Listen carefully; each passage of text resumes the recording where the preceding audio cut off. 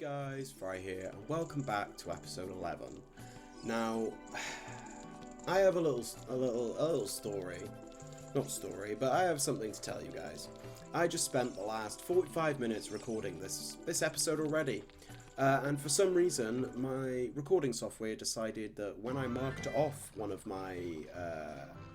the items we collected, that it was going to go, "Fuck you, Fry. No. You can have the recording just stay on pause the entire time."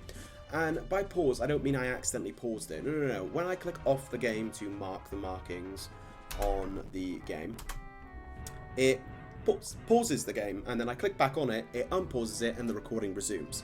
And I collected this Epona song. Now, I'd like to feign excitement and pretend like all these items I didn't know were here, but I do know they were here because I've already collected them, which I'm not happy about. See, we got this song, and I did exactly what I'm about to do now, which is mark it off, right? Okay, in fact, it was already marked off. See, told you, one of the ones I forgot to unmark. And that means, let's see, in fact, now I've clicked on this, back on here, is it going to be a good boy and continue? Is it going to continue the recording? Oh, it did! Oh! See, now, why couldn't it do that the first time, huh? Who knows? Maybe the game just hates me. It hates all my hard work. So, we're going to go in here and we're going to collect this fairy fountain. Now, I'm not going to spoil what it is, but I know what it is, like I said. And now I'm going to have to try and remember everything I spoke about. Honestly, this has frazzled me. This episode is probably going to be absolute garbage now, because I just suck at commentating when I'm frazzled, and this has frazzled me. Oh my goodness, we got bomb shoes? No way! Yeah, no, already knew. So, what we are going to do in today's episode, which we have already done, technically, is we're going to clear out Ice Cavern. And that's all we're going to do. We're just going to clear out Ice Cavern. And we're also going to go to the Skulltula house and collect our 50 reward. Because like I explained in last episode, off screen, after the end of the episode, I decided to go ahead and go to the areas that we'd already been to, that we'd completed, i.e. the Forest Temple area, you know, the Lost Woods, and collect all the Skulltulas that I could that I hadn't been able to get, which enabled us to get to 50 Skulltulas. So we are going to be collecting that reward once we've done the Ice Cavern. Now, I'm not going to pretend like I don't know what the reward is.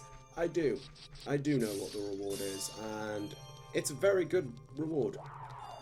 A very, very good reward. Now, I originally killed... Oh, I've got to kill all of them anyway. I was to say I originally killed all these guys, but I can't be bothered now, but... got to anyway. In order to open the door. There we go. So, one of the things I do know that I spoke about, because I was super excited about it, and in fact, I still am excited about it. Basically, as I'm sure some of you know, if you've been watching my videos, if you haven't, then you don't know, and you're about to find out. Around about the start of September, I bought an ant colony. Well, I say I bought an ant colony. I bought a queen ant. And for the last almost 2 months now, because I got them on the 5th, so it's quite close to being 2 months, but it's been about a month and a half. So, throughout this month and a half, I have, you know, I've been checking on them fairly regularly, despite the fact that you're not supposed to. You're supposed to leave them alone once you've fed them. Because if you stress out Queen too much when she's, you know, in the founding colony stage, she can become so stressed that she won't lay any eggs, or she will begin to eat her eggs. Which is nature's lovely way of being like, we're so stressed, let's prevent you from furthering your line. So I've been feeding them the last couple of days. When I fed them, I have just left them, basically. And it's been about 4 days since I fed them and haven't checked on them. Go away. Die. Yeah, it's been about 4 days since I last checked on them. And when I last checked on them, there were a bunch of larvae. And one pupa, which is basically a cocoon. And if you didn't know, ants go egg, larvae, and then once they have reached the maximum size of the larvae, they spin themselves a cocoon in order to, you know, I guess metamorphosis into a proper ant. And last time I checked, that's what we had: a cocoon, one worker ant, the queen, and a bunch of larvae. And I checked not long before starting the recording. Obviously, now it was like 40 minutes ago. But once I had checked on them, I noticed that the pupa was gone. And I was like, is it like hidden? Are they just hiding it well? And then I noticed in the corner right up against the cotton, this little pale ant, which I was ecstatic over. I'm not going to lie to you, I was so happy to see one. It's the first one to come out because my queen ant arrived with 2 workers already. And I was so ecstatic. I was like, oh my god, a new ant. A new ant, oh my god.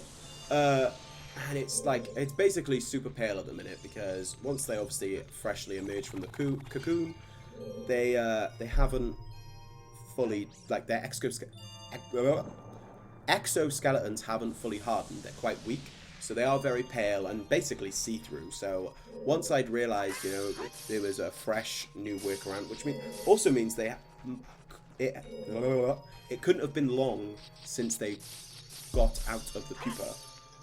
So I made sure to be very, very delicate, put a little food in, and I put them away straight away, just so that way, you know, I can give the new ant all its space it needs to harden and, you know, all that crap. And what else was I going to say? Mine's gone blank. It was something about the ants. Cannot for the life of me remember. Oh, that's it. Basically, when the ants come out of the pupa stage, they can't pull themselves out of the cocoon like most animals will do. They'll get themselves out of the cocoon. The ant actually needs help from its fellow workers, if there are any, or the queen, and they basically create a tiny little incision. And once this incision is created, they will make it a little bigger and bigger and bigger and slowly begin to pull the ant out in order for it to, you know, thrive. And then it'll basically lay there for a little bit, not moving, and then eventually it gets to the point where it is able to fully move. I should have equipped the hookshot instead. But yeah, so the ants essentially all need each other. The worker needs the queen in order to get out, as well as, you know, be born. And then the queen needs all the workers to maintain her, you know, clean her, feed her, all that stuff. And yeah, that's pretty much all I have to say on it. I said the rest of it like there was more. I have no more to say. That's about it for the ants. But just know I am super excited. I'm super happy about it, and I really just can't wait, to be honest, for the rest of the larvae to hatch, because pretty soon they're going to be entering hibernation. Because if you didn't know, ants in areas where there is winter, so here in Britain we have winter, we have quite fierce winters, they essentially hibernate. And I was like, how do they hibernate? They essentially huddle together in the nest and keep each other warm. They don't need to eat during this period, like, you know, 90% of animals that hibernate. However, they do need a constant supply of water. and it's approaching, you know, hibernation. You're supposed to hibernate them around about the start of October, but you need to wait until all the larvae and eggs have fully matured, and they have not fully matured yet. And there's only 10 more days left of October, and I'm not sure if they're gonna, like, fully emerge by the end. I hope they do, because they are going to need to hibernate. I think there's, like, evidence and studies that show, you know, ants that hibernate tend to live a little longer. And my queen can live about 30 years if I look after her right. So my plan is to hibernate her so she makes it, you know, that long. And I don't have to worry about them potentially, you know, passing away during the period in which they should be hibernating. Okay, we'll leap over here, grab this. Yeah, so that way I won't have to worry about the period in which they are hibernating. And it is going to be a nice little break for me once they do hibernate, because they hibernate from early October / late October to March, I believe, basically till the start of spring.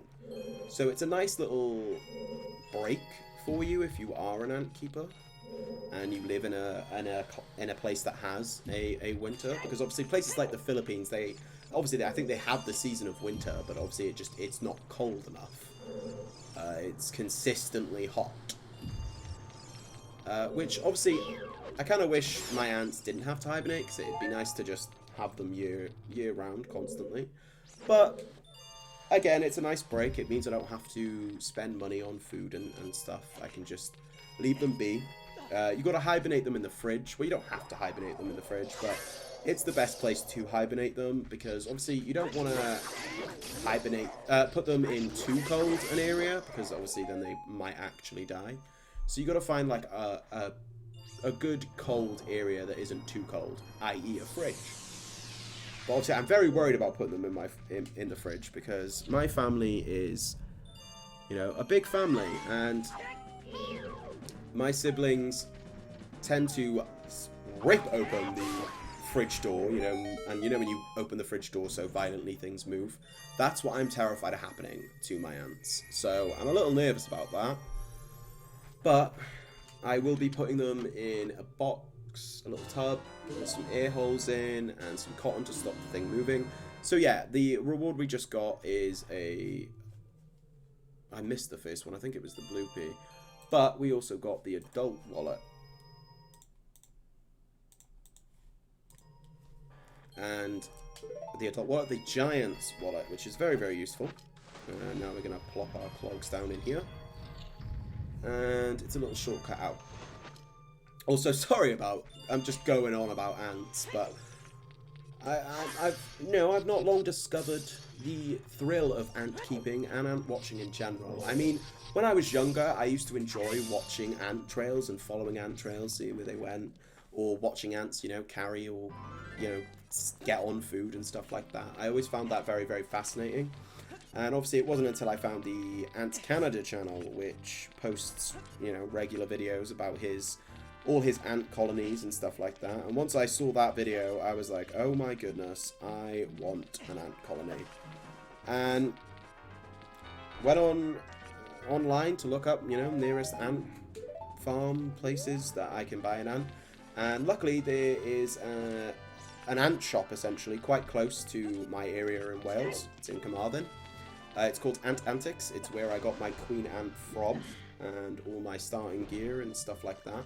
And it was very, very cheap. Obviously, I got Lasius niger, which is a black garden ant, very, very common. So obviously, it wasn't very expensive. I think it was about £3 all in all for the queen ant herself, which is very, very cheap, because obviously you can go out and find them.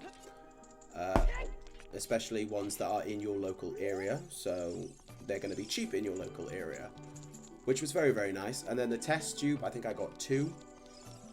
Oh no, it came with a test tube, sorry, and I bought an extra test tube, which was like 79p. And I think that's all I got. And I bought, you know, cotton bowls to help plug in the hole and replenish the hole and stuff like that. And I got honey. Why am I playing the ocarina. I just got to talk to him.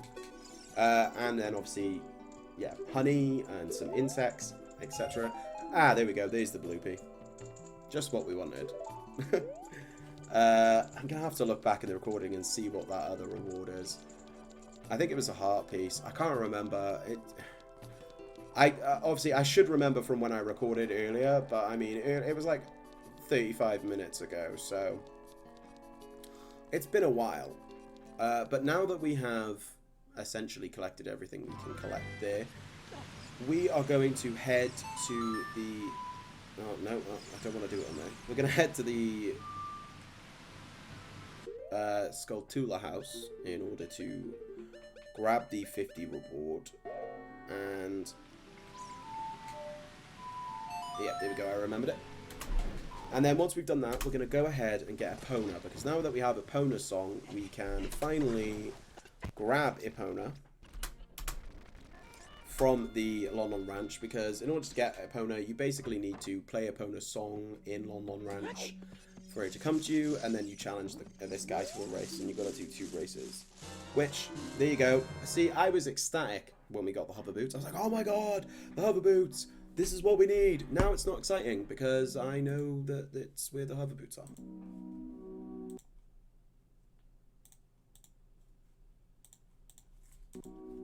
So yeah, it's not really anywhere near as exciting as it was when I first got it. And I could, you know, pretend like I didn't just record a 30-40 minute episode and act all surprised, but I don't want to feign surprise. I don't want to fake it, because I don't know, personally, when I am watching a creator and, you know, sometimes you can tell when they're not that surprised. And it's just like, eh. And I don't want to be one of those people that, you know, fakes a lot of things. And yeah, that's pretty much it. I don't want to fake being surprised. I don't want to fake being happy. I am happy. I've had a great day. My ants have, you know, thriving at the minute. The damper to my day was when the recording decided to freeze mid-recording, and I didn't know. Oh, but anyway, enough of that. Back to the lovely gameplay. We're going to have a chill vibe episode, like I like to think we always do. Obviously, I feel like sometimes I probably do talk too much in these episodes, but then I also worry that I don't talk enough, you know, because I don't want there to be awkward silences and people be like, oh my god, you know, someone comment be like, oh, awkward silence here, you know, etc, etc, and long pauses. So I try to talk as much as I can, because, and in general, in real life, when you get to know me, I'm a chatterbox. I can be quite a quiet person. We have to come back at daytime, for God's sake. I can be quite a quiet person when you first meet me. I feel like most people are, though, but once I'm, you know, comfortable with you, I will talk your ear off. Honest to God, I will talk to you about anything and everything. Because for me, like I said, even just in, you know, interactions with people, if it's me with someone one-on-one, I just feel so awkward just sitting there quietly. So I just fill in with talking, and then I start to be like, oh my god, I'm talking too much, you know, like now, for instance. And it's just, yeah. But, you know, like I said, I will talk your ear off if I know you well. And I probably talk your guys' ear off on here, but sometimes I feel like I don't talk about very interesting things, or anything in general. Sometimes I'm just talking about the gameplay that's happening. And that's because sometimes I try and not say everything that I want to talk about, because obviously this is the internet. And although I only have 13 subscribers, it only takes me to say one wrong thing and everyone and their mother is going to be commenting on my video, talking about how awful I am and cancelling me before I've even had a chance to, you know, garner many viewers. So I try and not, you know, say everything I'm thinking. Obviously, it's not like everything I'm thinking is bad. I just worry that I might say something and it gets taken out, you know, gets taken out of context or whatever else. Because, you know, I don't want people thinking that I'm a malicious person or a mean person, because I like to think I'm quite a nice person.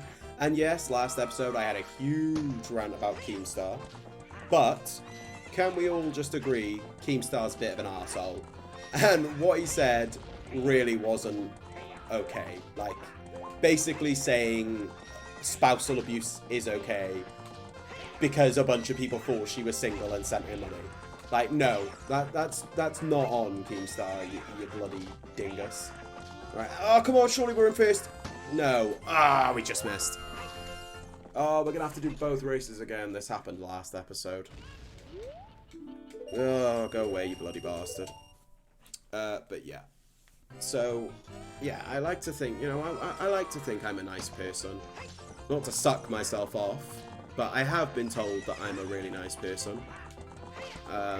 I can be horrible though, you know, like as you saw with Keemstar. Wind me up, get me going. Whew.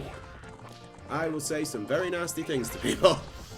But only when it's warranted. I'm only horrible to people when they're horrible to me, or when they cross a line. Like, basically saying spousal abuse is okay.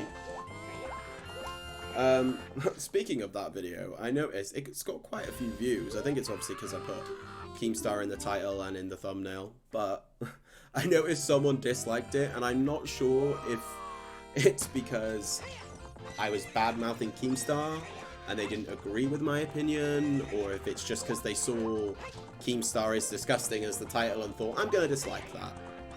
You know, not that my videos, you know, are good enough to warrant no dislikes. Obviously, they're very, you know, capable of getting hit with dislikes. You know, I don't expect... Come on! God damn it! I don't expect people to, you know, always like my content, but I just have a feeling that it's got something to do with Keemstar. There's got to be one Keemstar stan out there that saw it and was like, fuck you, how dare you badmouth that man?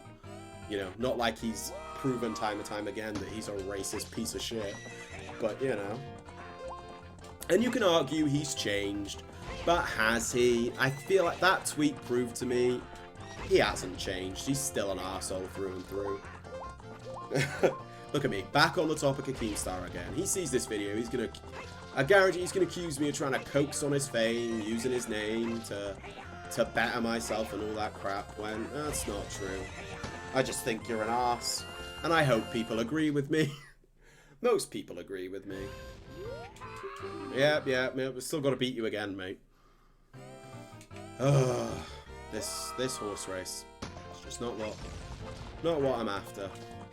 But also, one thing I forgot to mention. Now that we have the hover boots, we are going to be able to take on the Shadow Temple.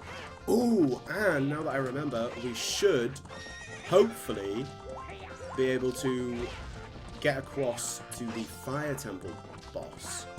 Ooh, yeah, that's going to be good. Okay. Okay, now we have the horse.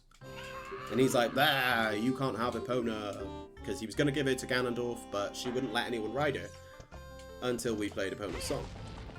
As a kid, I was stuck here for ages. I was like, well, surely I can just jump over that gate. No, you have to jump over here. Which is something I didn't think of for a little while. I accidentally stumbled across jumping out here, and I was like, hey.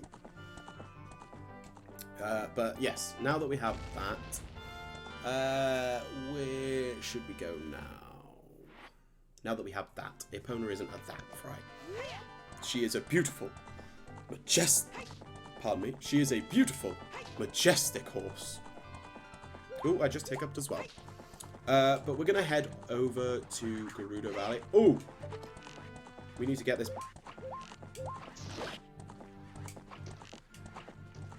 No! Damn it.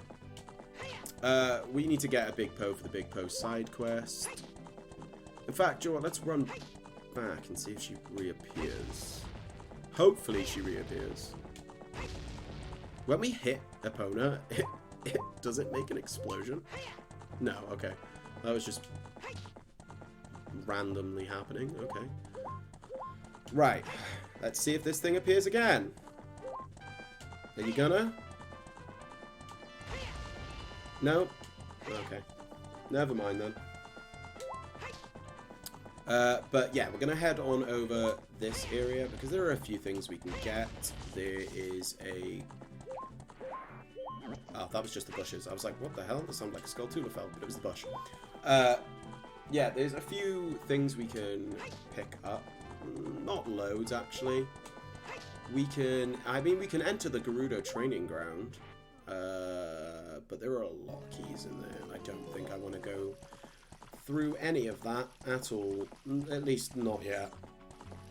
But the reason we needed Epona is because she leaps across here. You can either use Epona to leap across or the long shot, but unfortunately, we don't have the long shot. Right, let's hop on down. Oh yes, now that we can replace all this stuff. And boom! Here is a bloody lovely little chest, and the item is a heart piece. Okay. Also, we got a bloopy earlier, and we have not had a bloopy in quite a while. I'm also waiting here because there is a Skulltula is going to appear, and although I'm fairly confident there isn't a randomized reward for 100, there is always the chance that it could be, so it's better to just pick them up while we can. Now, can I... Thank you. Wouldn't let me hop on it. Over here at Gerudo Valley, there is, I believe, 3 things that we can immediately get. I also turned off their, like, normally when you come here, if the Gerudo see you before you free all the carpenters, can I get down? Thank you. If they see you before you free all of the carpenters, they kick you out. But I set it to only needing 1 carpenter to be freed, so we should be all right. Yeah, well, I'm saying we should be all right. We are all right. And yes, I set it to only 1 carpenter to be freed, and to that they don't kick us out, thankfully. Oh, actually, they might not kick us out because we have the script thing. So never mind. That actually might be why. Who knows? Who knows? But either way, there is a chest above here that we need to get. So we're going to go through a few of these door areas. Oh, I was hoping we would have landed straight up there. Yes. Oh! This wasn't here last time because we weren't here during that. That's the biggest pain about Skulltulas, is you have to... It has to be night, and we are missing 2 songs. One of which is the Sun song, and the other one is the song that allows us to teleport our little asses to the Temple of Time in order to transform to adult and child, which is one of the most useful utility songs that we still don't have. But I am more than happy that we have Epona, because now we can do this stuff, and it just makes traveling so much easier when you have her. As you guys saw, we got here a lot faster than what we would have if we had have traveled by foot. So this is the first instance in where we're going to need to use this scarecrow. And I know we can reach, I was going to say, because I did it last episode. So I can't remember what's in here, you know. Ah, that was it. The Deku seed bag. Upgrade to 40 Deku seeds.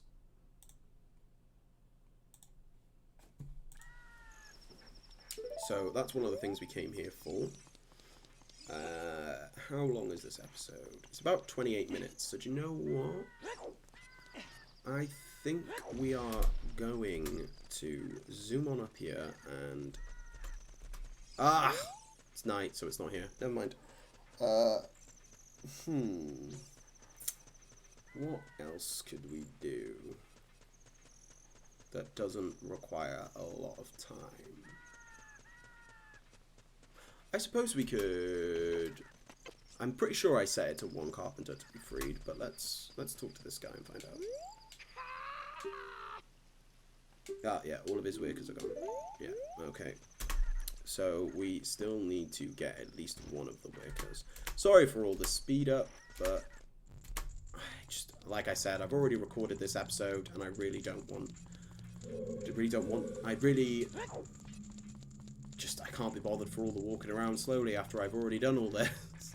So a little bit of extra speed up than I probably usually use. Although then again, I probably use quite a lot of speed up, knowing me. Okay, we've actually got to make sure we find the right prison cell, because there are a few prison cells that we need to get to in order to free the final carpenter. Okay, it's none of these ones.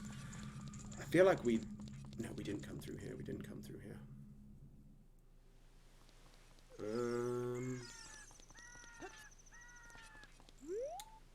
Through here, maybe? Trying to find this carpenter. Tusk, tusk, tusk. You know, tsk, tsk. I can't make the actual sound, but you get what I mean. It's like tsk, tsk. Okay, here we came through. Now, normally this area is a pain to navigate. You would have to shoot the guards with the hookshot or the bow and arrow to momentarily freeze them, which is always super, super helpful. Hey, here we are. So, we talk to this guy. Yeah, and then... Gotta be careful though, because if she knocks you down, she... Joe, I'm gonna grab out quickly. Deku nuts. So you basically gotta wait for her to attack you, and then dodge, or in this case, Deku nut, and then attack. But I believe there is a chance if she knocks you on your ass that you will get sent to the jail. So you have to be careful. Yeah. Okay, that's 2 jump slashes. One more will do it. Come on, attack me. What's taking you so long? Come on. Yeah, freeze and... Really? That didn't kill you? Oh, I think it's the charge twirl thing I'm on about, that if they knock you down with, puts you in prison. And now you should be dead. What? How much life do you have? Or do you still have all the combined life of your sisters? There we go. Give me this key. And here you go, buddy. I was afraid you were going to forget about me. Now I'm free, thanks. I'm Shiro, the carpenter. For rescuing me, I'll tell you something interesting about the desert that I overheard the Gerudos talking about. They said, in order to cross the haunted wasteland, you'll need the Eye of Truth. The Colossus is on the far side of the wasteland. Okay, now I'm going back to my tent near Gerudo Valley, so drop by sometime. You may find something helpful there. Sorry, my reading was kind of all over the place then. Yeah, you need the Lens of Truth to navigate the desert. I've seen your fine work. To get past the guards here, you must have good thieving skills. I used to think that all men besides the great Ganondorf were useless, but now that I've seen you, I don't think so anymore. The exalted Nabaru, our leader, put me in charge of this fortress. Nabaru is the second in command to the great Ganondorf, king of the Gerudo thieves. Her headquarters are in the Spirit Temple, which is at the end of the desert. Say, you must want to become one of us, eh? Alright then, you're in from now on. Take this. With it, you will have free access to all areas of the fortress. Yeah, originally when you free the carpenters... Oh, great, a bundle of arrows. Originally, once you free all the carpenters, that's when they allow you to pass through without being attacked every time they see you. But yes, basically, if you don't know about the Gerudos, essentially they are an all-female society, and there's a male born once every few generations or something like that, and that male is always blessed with magic, I think, and is basically, they consider it their king. And right now their king is trying to take over the world. And I believe lore-wise, once this game happens, the Gerudos, they denounce men completely after Ganondorf does all the shenanigans. I believe they cast out every male that's born since Ganondorf to prevent what happened happening again. Does he give us a reward? No, I think he just does the bridge. Or does he not even do the bridge? I don't know. Let's see. Are they gonna give us anything? No. Okay, well. So it looks like our ultimate reward is a bundle of arrows. But anyway, with that all done, this is going to be the end of the episode once again. So if you have enjoyed, don't forget to like, subscribe, comment, follow me on Twitter, and share with everyone you know. And I'll see you guys next time. Bye-bye!